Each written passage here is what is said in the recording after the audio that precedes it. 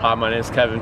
Hi, my name is JC. Our topic chosen is global climate. The world has a number of problems that affect our future.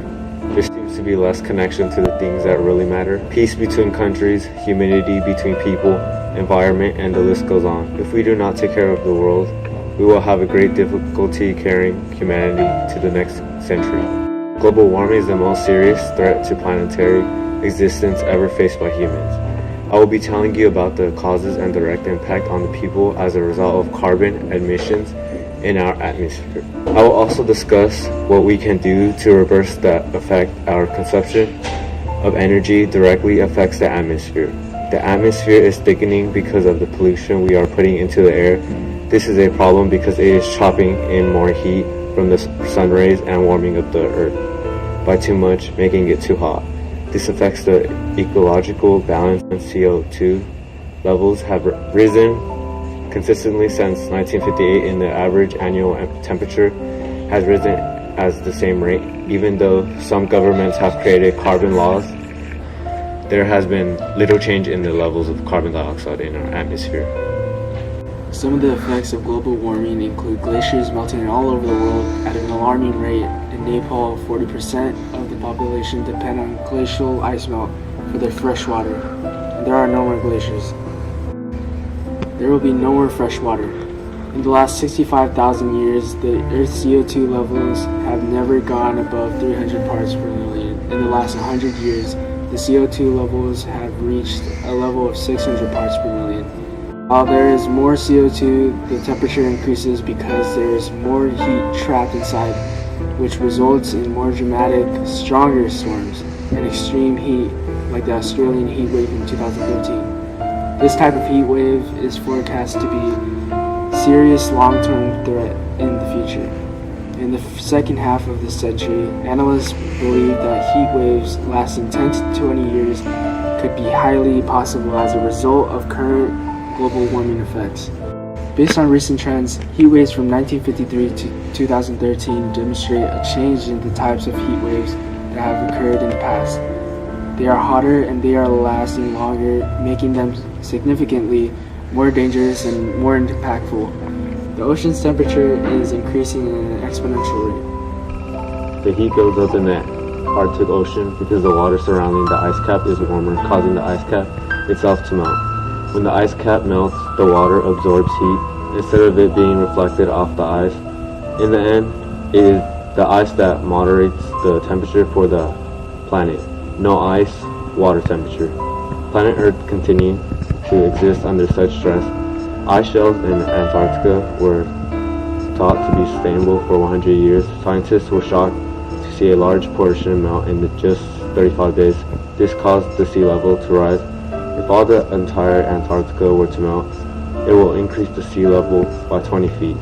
The effect will be the entire cities, states, and countries underwater. Florida, San Francisco, the Netherlands, Beijing, New York City, and all of them permanently submerged.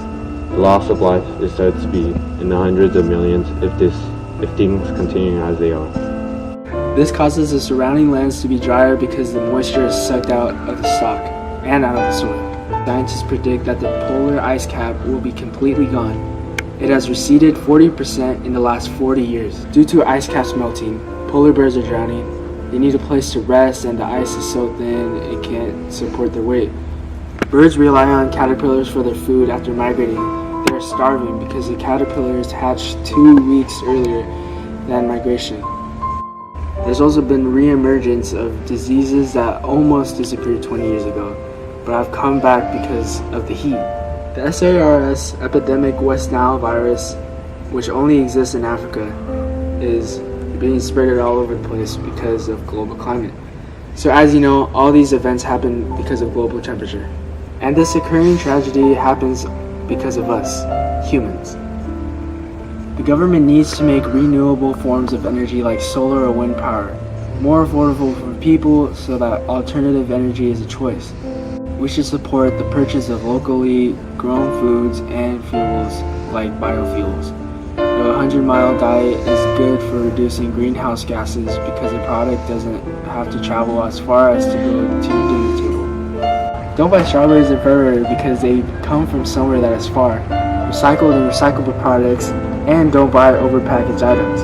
The packaging ends up in landfill sites. David Sosinsky suggests we have to acquire a deeper understanding for the total cost of modern life in the context of a finite planet. What the world needs is to carry humanity into the next century is change. We can all do something to make that change happen. The biggest problem still lies in the hands of the politicians. Al Gore 4 refers to the dilemma as political will. The people with the most power need to be willing to get on board and make change happen. This can sometimes be unpopular for a politician because it threatens the length of their political career.